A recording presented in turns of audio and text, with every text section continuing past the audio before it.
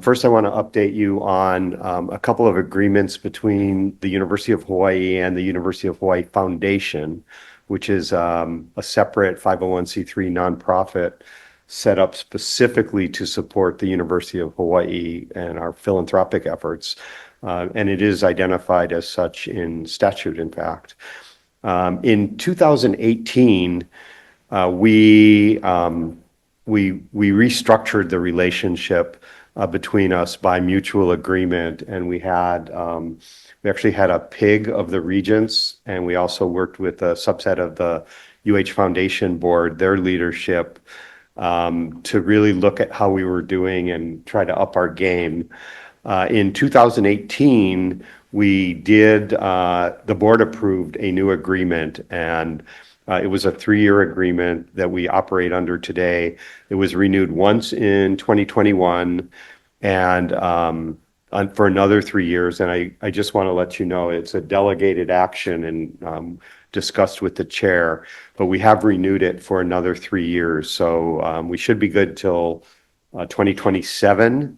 And again, I would recommend, as we did this time, to review that and just consider whether any adjustments would be appropriate at that time. We should be done with our $1 billion campaign by then, so that'll be a great moment for everyone, I think. Second, as we've reported on regularly, and some of you saw our celebration earlier this week, we're doing an amazing job bringing in extramural funding, particularly for research. And you saw actually 2 of our larger projects yesterday that are right here on Maui. One of the things that we've noticed that's different and related to philanthropy is more and more in not just gifts and contracts, or not just contracts and grants, but we're bringing in more gifts from philanthropic foundations to support research. And we have 2 really large ones, in my watch, Simon's Foundation and the Chan Zuckerberg Foundation, both 8-digit and not small 8-digit gifts. But we weren't really set up to recognize that part of our activity. So also, as we have been looking at this, we entered into a new MOU, and this is really between the foundation and the Office of the Vice President for Research and Innovation, Vice President Sirmos, who's here. And this MOU is structured to help us do better at bringing in philanthropic gifts to support research, which kind of can come in either way. So it provides for alignment, particularly between the UH Foundation and our Office of Research Services, which brings in all of our private and governmental contracts and grants.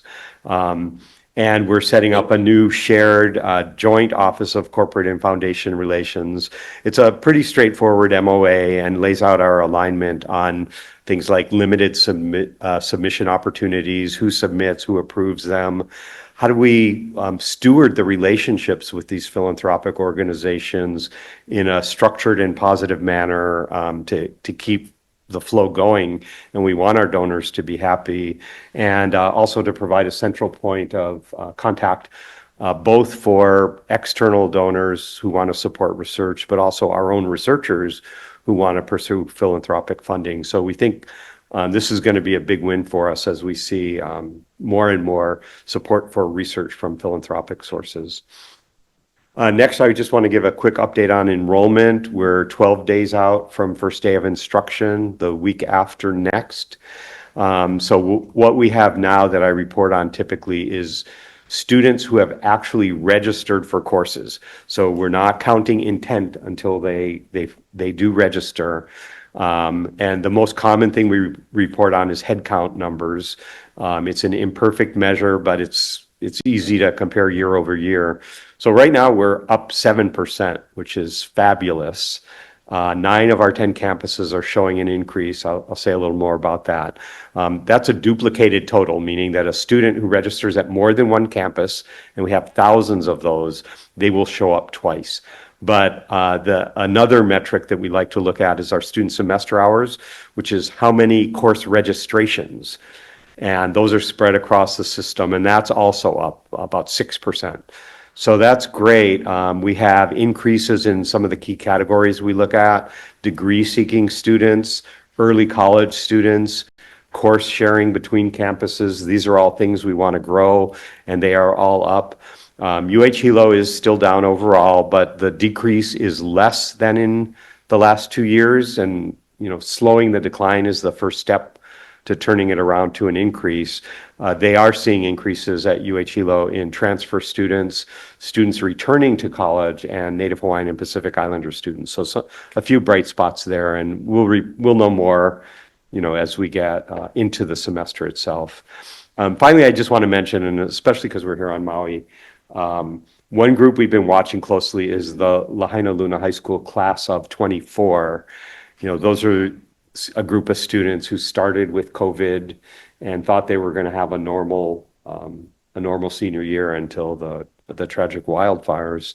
And as you know, we made an offer of free tuition, and that was backed up with a really wonderful anonymous philanthropic gift to help us extend that to a full 4 years for our universities, 2 years for our community colleges. The impact is just remarkable. We will have the largest incoming class of Lunas ever to the University of Hawaii as a system. Most of them are coming to either Maui College, or the biggest growth is actually students from Lahainaluna going to UH Manoa. The numbers just blow me away. The largest number of Lahainaluna students we've had at UH Manoa in the past is 12. This year we have 76 registered so far.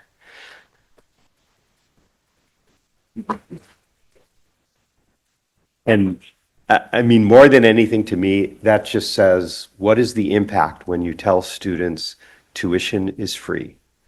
It's a very simple message, and it makes a huge difference.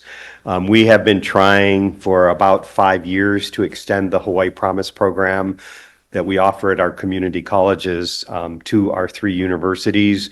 We will try again next year. The House has supported it last year, but the Senate has not yet. So I hope everybody can keep plugging away at that as well. And now this is one of my favorite things to get to do. So the Governor's Award for Distinguished Service, we participate in this program, which is statewide, to identify state employees who truly make a difference. And Governor will probably remember presiding over groups of those as well. Each part of the state gets to submit one nominee in each award category, and then the teams from all of the agencies go on and are assessed by the governor's team to identify the winners. So today, here we're honoring our University of Hawaii system nominee for Team of the Year. And this was an easy one. It's the Maui College Culinary Arts team.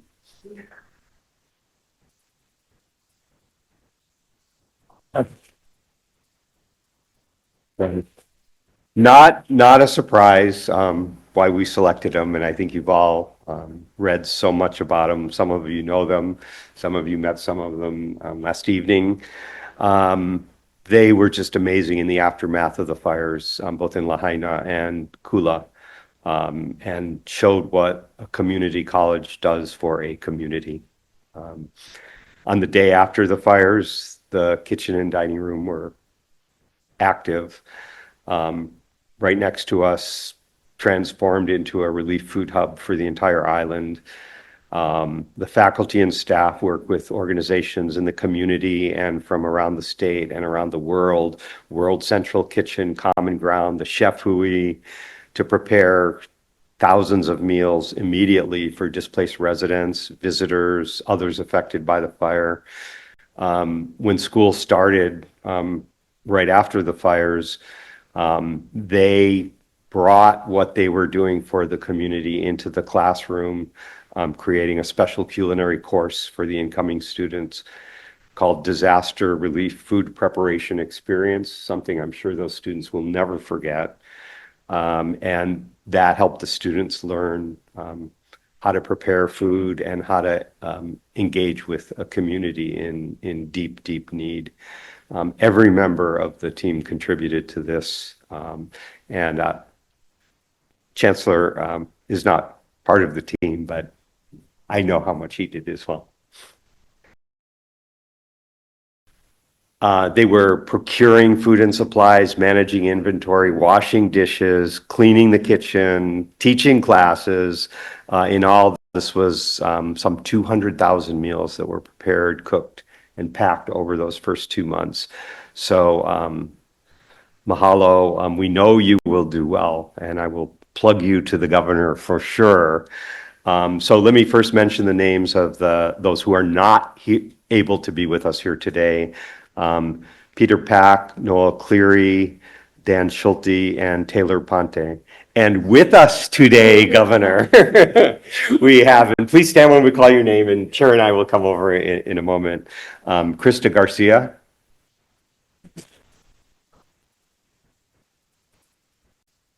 Gary Johnson,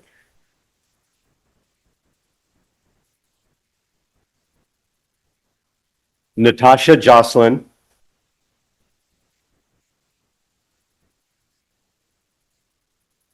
Mark Malone, Jacqueline Niole,